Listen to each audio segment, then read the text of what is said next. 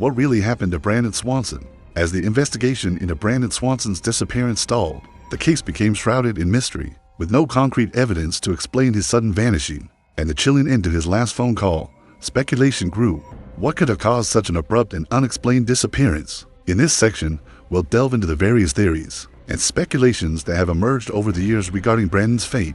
While none of these theories provide a definitive answer, each contributes to the complicated puzzle of what happened to him that fateful night. The possibility of an accident first theory that came to mind for many investigators was that Brandon had suffered some sort of accident.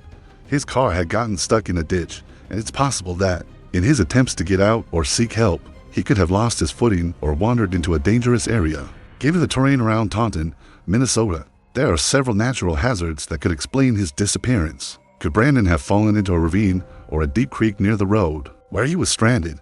The area surrounding Taunton is filled with dense woods, deep ditches, and small waterways that can have easily concealed an accident. The fact that Brandon mentioned seeing a highway and walking toward it suggests that he may have been trying to find his way out of the area, possibly heading into unfamiliar or unsafe terrain. One significant issue with this theory is that no body was found after extensive searching. The surrounding terrain was combed over multiple times, with search teams and volunteers covering miles of land.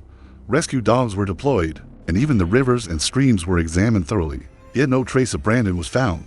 The absence of any physical signs, like blood or broken branches, left investigators scratching their heads. If Brandon had wandered off and died in an accident, why didn't they find anything? The theory of abduction, another theory that gained traction, particularly among those who followed the case closely, was the possibility that Brandon was abducted. The abrupt nature of his disappearance, especially after the phone call where he abruptly said, "Oh, shit," suggests a potential encounter with someone or something unexpected.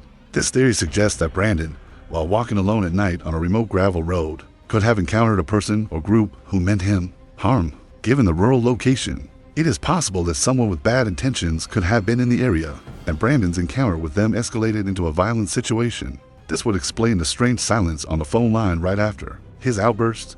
Was he suddenly attacked or grabbed before he could react? If Brandon had been taken by someone, it's possible that the authorities overlooked clues, or perhaps the abductor has disposed of any evidence. However, there are issues with this theory too.